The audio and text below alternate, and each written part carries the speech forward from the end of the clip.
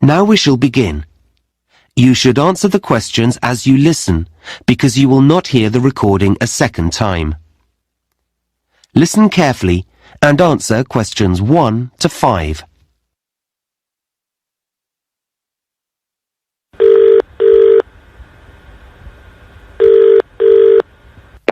Good afternoon, KT Furniture. Can I help you?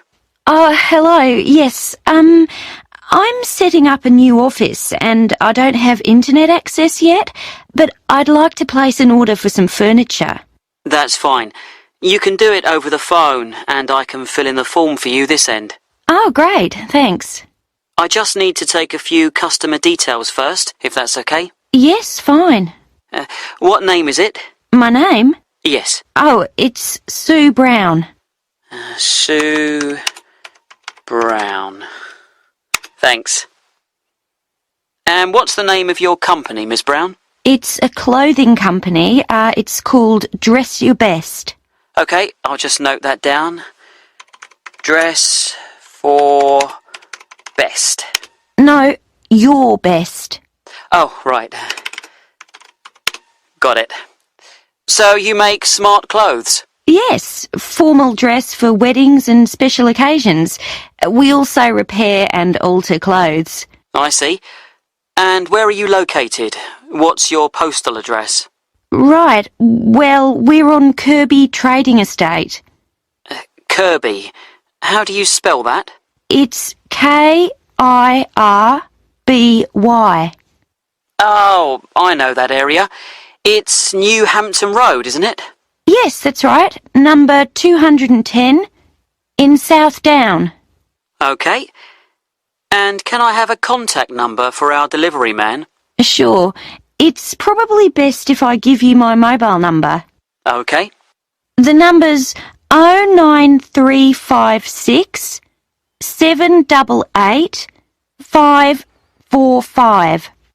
Okay. 778. No, 788 545. Oh. Okay, that's great. Now, just a couple more questions before I take your order. Fine. We have 2 delivery dates this month, and you should be able to have either. When are they? Well, there's one on the 16th of the month, but there's a charge of $40 for that one. Oh, that's a lot. Or there's option 2, which is the end of the month. I'll have to confirm the date later, and that's a free delivery. I'll take option 2, thanks. I don't want to pay a charge. Okay, I'll note down no charge. We haven't organised the office yet, so there should be plenty of time. And lastly, you don't have an account with us, so how would you like to pay? Oh, I'll pay by credit card. Okay, will that be Visa? Is American Express okay? Absolutely fine. Before you hear the rest of the conversation, you have some time to look at questions 6 to 10.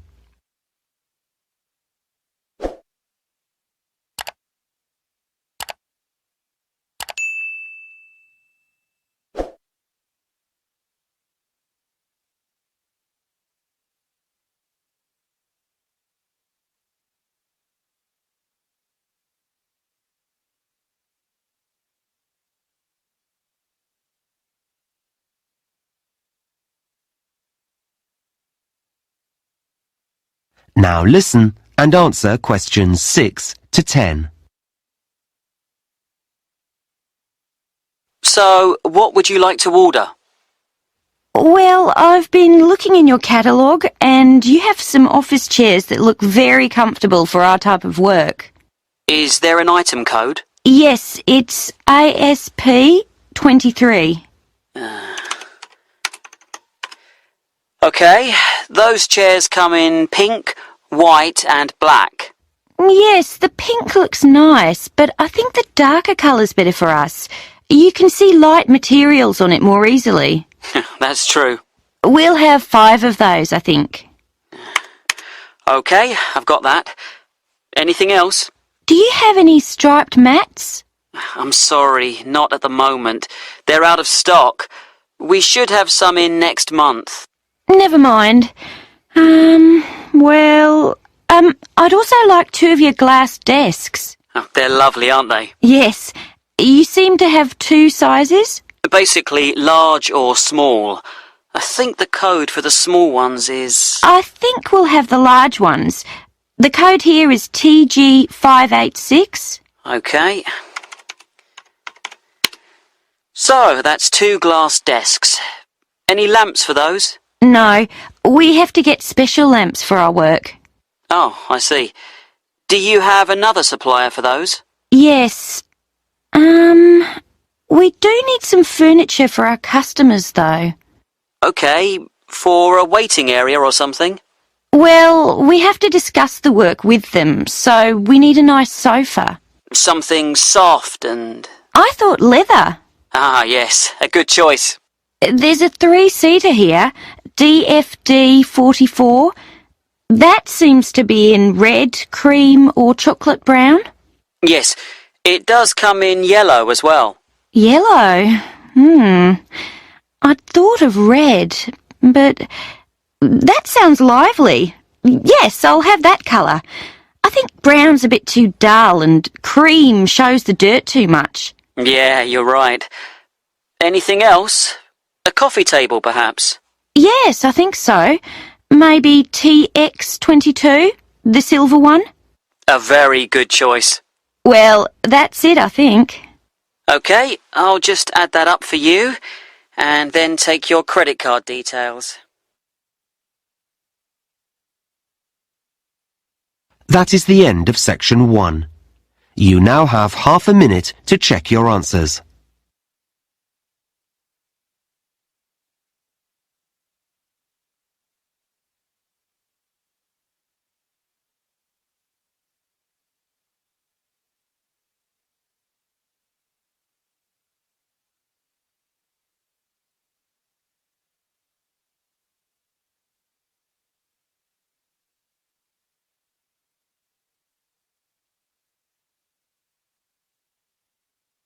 Now turn to section 2. Section 2. You will hear someone talking on the radio about a running event. First, you have some time to look at questions 11 to 17.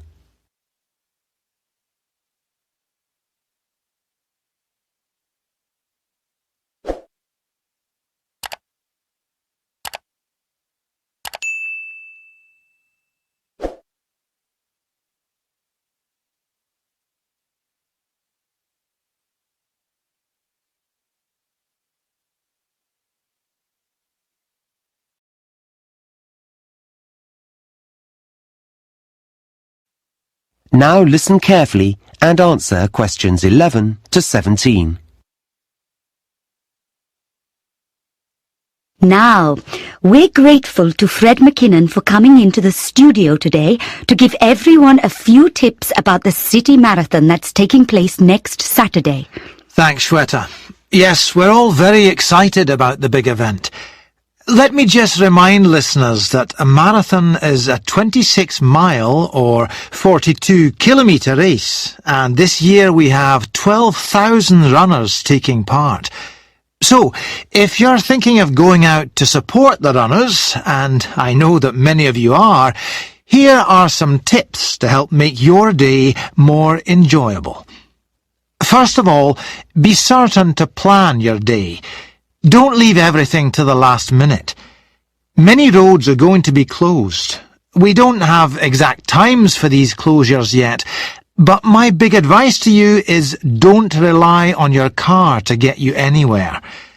In fact, the best way to get around the town will be on foot. You may choose to cycle, but you still won't be able to go on roads near the runner's route. Now, we did a broadcast last week in which we told all our runners to wear the right kind of shoes, and I'm going to tell you to put on sensible clothes. A lot of visitors will be coming to the city. You may be hunting for someone in the race that you want to support. The weather may be hot or it may be wet. Which leads me on to another thing. Make sure you look at the forecast on Friday night. If it's going to rain, take an umbrella. And if it's going to be hot, take some drinks. However, please don't try to pass these to the runners. We already have hundreds of volunteers who'll be standing on the roadside, so let them give out the drinks. When you get into the town, find yourself a spot to stand in. You may well want to walk up and down the route, but please don't cross the road. There could be thousands of people running towards you, some very tired and not able to focus clearly. We don't want any accidents, and runners don't want obstacles like you in their path. What they do need is your support, particularly when their energies are low, so cheer them on, and for once, don't worry about noise.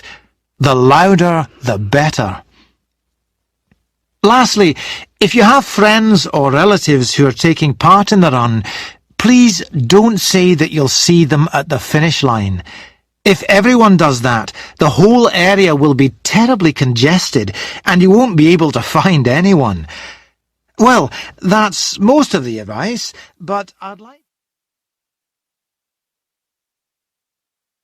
Before you hear the rest of the talk, you have some time to look at questions 18 to 20.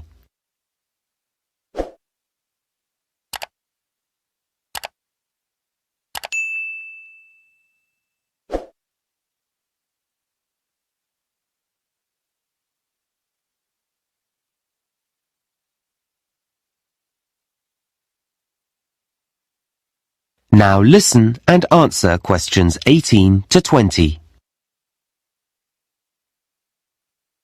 Now, I mentioned transport earlier, and I've just got a few more bits of information about travel on the day.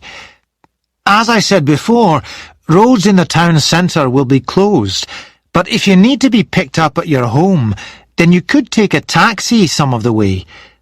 Unlike the trams and trains, however, they'll be held up on the roads, so passengers shouldn't expect them to be as punctual as they normally are. Don't be put off by this, though. There'll be extra drivers working that day, and you'll get one eventually. If you're meeting up with friends and want to be around when the runners set off, that's 9 a.m. by the way, whatever end of the city you're coming from, I'd say use the trams. They still have routes that cross roads, and this will inevitably lead to some problems, but they're likely to have more reliable timetables than buses at this time of day. And, as you know, unlike taxis, they can carry plenty of passengers. Lastly, the buses. Quite a number of bus routes will be altered slightly, and it's already been decided that some will be closed. There won't be fewer drivers, but they will be operating on different routes, and some will have longer breaks than they normally do. We'll be including a full list of all the bus routes and numbers, and where they'll be going, in this week's local paper, so look out for that. Well, that's it from me. Back to you, Shweta. Thanks very much, Fred. That is the end of section 2. You now have half a minute to check your answers.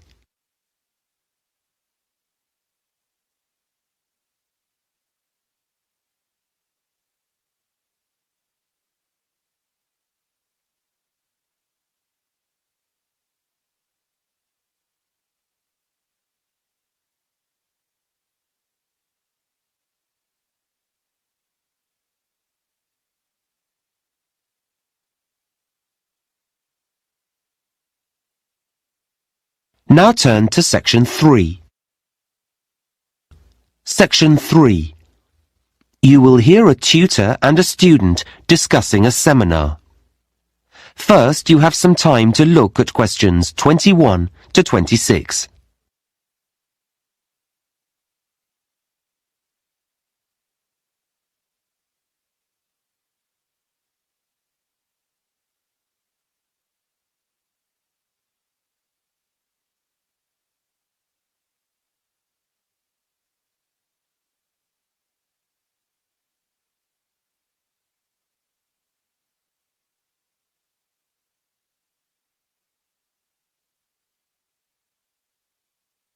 Now listen carefully and answer questions 21 to 26.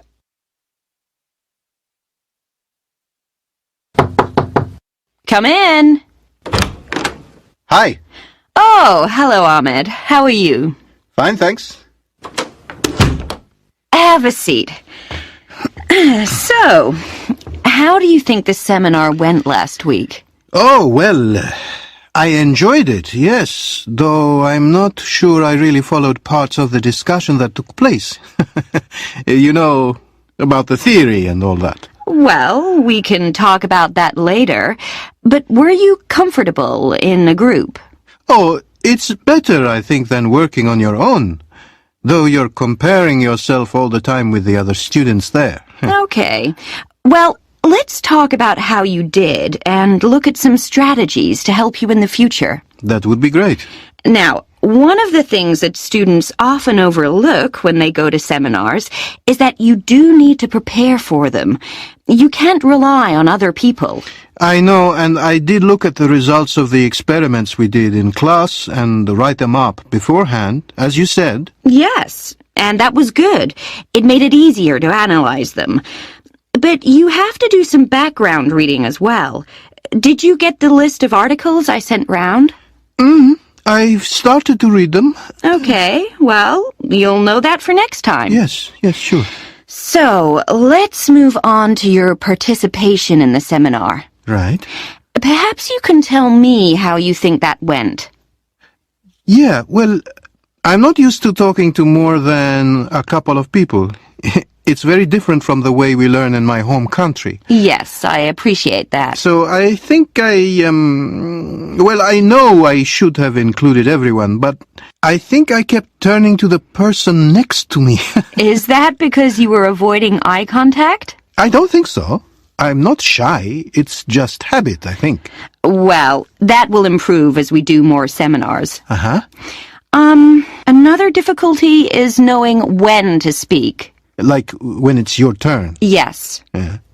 I felt I did wait for a pause. Yes, you handled that quite well. The thing I'm really concerned about is keeping up with the discussion. Does your mind wander off? Sometimes. I jot down a lot of information, but I still find myself thinking about something else when lots of other students are talking. If there's an assignment to do at the end of a group, that usually helps. I'm sure it does. Okay. Now, the last thing I want to look at is the role that you play in the seminar. What do you mean? Well, when students work in groups, they don't all behave the same way. Some students are quiet, some look for support, some ask a lot of questions. Oh, that's a new idea to me. I don't know what I'm like. That's probably because you're thinking about your own performance all the time. I guess so. I mean, should I be different in some way? What I would say is that when we do the next seminar, you should look more at the people around you. You know, look outside yourself. Like ask myself how they feel? Yes, or what they're looking for from the group. Okay. It doesn't take much, but it's important to watch what other students are doing. Okay, I'll do that. Fine. Now, I'm going to suggest...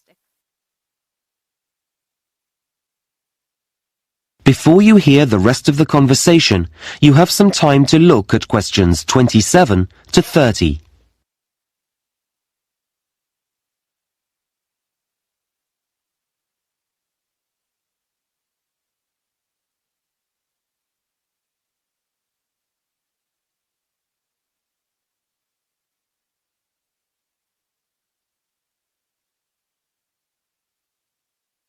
Now listen and answer questions 27 to 30. Now, I'm going to suggest a couple of strategies for next week's seminar. Okay. That's great. I need to participate more. Well, it's not a question of saying more, but we need everyone to feel comfortable about giving their views. Then the discussion is better. Yes.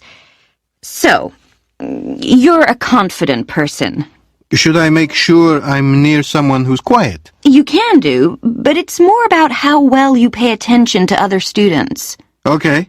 So I need to be attentive. Yes, and then encourage someone else to say more by saying, "What did you mean when you said," or "What do you think about the idea that..."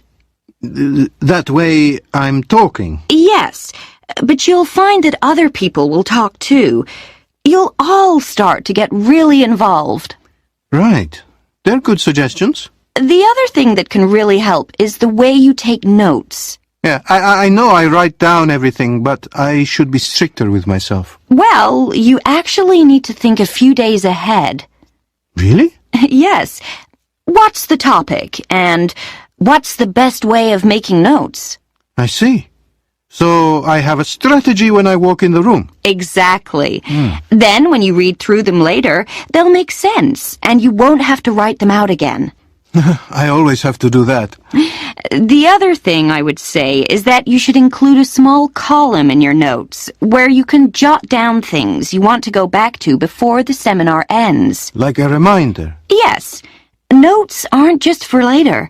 You can use them as a prompt when there's a pause in the discussion. That's been really helpful. Okay. See you in class tomorrow. Thanks. That is the end of section 3. You now have half a minute to check your answers.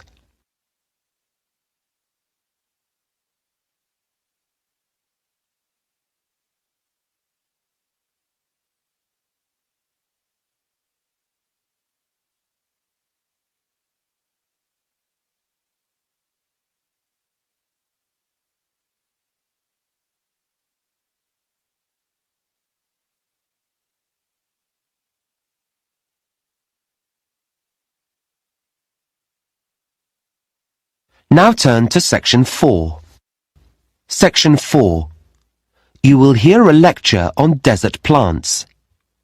First, you have some time to look at questions 31 to 40.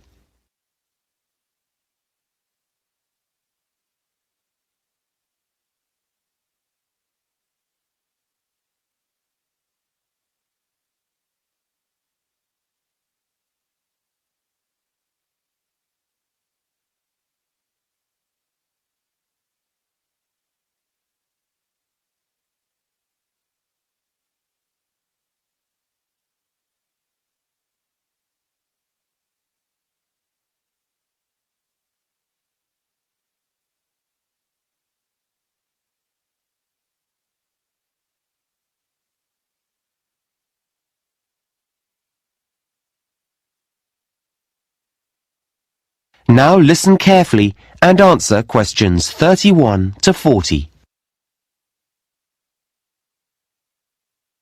In today's lecture, I'm going to continue our work on plants and talk about plants that live in the desert. Now, just a bit of background information first. As you know, about a third of the world is covered in desert, and the sort of area they're found in is important. Deserts are usually created because the area of land where they lie is located in something that's called a rain shadow. Now, this is a region that's beneath a mountain range, and what happens is that the wind blows over the mountains towards the area, but as it does so, the air loses its moisture and becomes very dry. Because of this downwind location, rainfall often totals just a few inches a year, or in some regions, there's absolutely none. And you can imagine the effect of this. It means that whatever rain does fall evaporates quickly from the ground, and that makes the soil salty, and also leaves behind a whole range of other minerals as well. Now, despite this, deserts are home to many living things. In fact, they're second only to tropical rainforests in the variety of plant and animal species that live there. So, how do plants grow in a place that's so dry? Well, they're specially adapted to do this. In fact, many of the fascinating features of desert plants are adaptations. These are traits that help the plant survive in its harsh environment, And desert plants have two main adaptations. The first is that they have an ability to collect water and to store it. Some have large root systems and amazing internal water storage systems. The second adaptation is that they have features that can actually reduce water loss, and these are often very special leaf designs or additions to the plant structure. So let's have a look at some examples. Desert plants often look very different from any other plants. Okay, this first one is the saguaro cactus, which grows in North America. It looks a bit like an open hand with long fingers. This plant has a large network of roots that extend far, far away from its trunk, and these roots collect water after rain. Then the water's taken here to the green stem. This is where all its water is kept, and it keeps the whole plant alive until the next rain comes. It's a pretty, woody plant. In fact, its skeleton is actually used in building materials, so it's quite strong. This next plant is called the barrel cactus, named because it does look rather like a barrel. It can grow up to 1 meter in height, which is pretty big, and it has long yellow spines. Now this plant has an interesting adaptation because its shape allows it to expand when it rains, hence the barrel, and store water in its spongy tissue. But then it shrinks in size during dry times as it uses the stored water, so that's a clever design. This third cactus, often just one plant reaching upwards, has these white hairs all over its surface. It's called the old man cactus because of the white hairs, and these help the plant reflect the hot desert sun. So this adaptation is a water conservation aid, if you like. Another adaptation, not directly connected with water, but with survival, is found on something like the prickly pear cactus. There are hundreds of these in the Mexican desert. I'm sure you've seen them on films and adverts. Yes, so because desert plants store water in their spongy tissue, animals will eat them. So the plant has sharp thorns, specially designed to prevent the predator from being able to, well, get near it at all. Our next plant is called the desert spoon. This plant has long leaves that fan out, and they're very succulent because they can also store water inside. However, they're also usually very tough, and this helps keep the water inside and also makes them less tasty. Finally, we come to the aloe plant. This is one that many people keep in their homes. It's an attractive plant which has leaves that look and feel rather waxy. This surface behaves in a similar way to a plastic wrapper and helps the plant to hold the water in. It's a wonder plant, this one.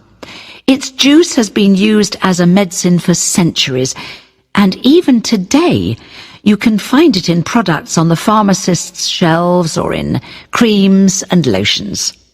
Okay, well, we're going to take a closer look.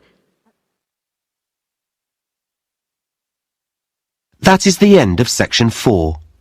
You now have half a minute to check your answers.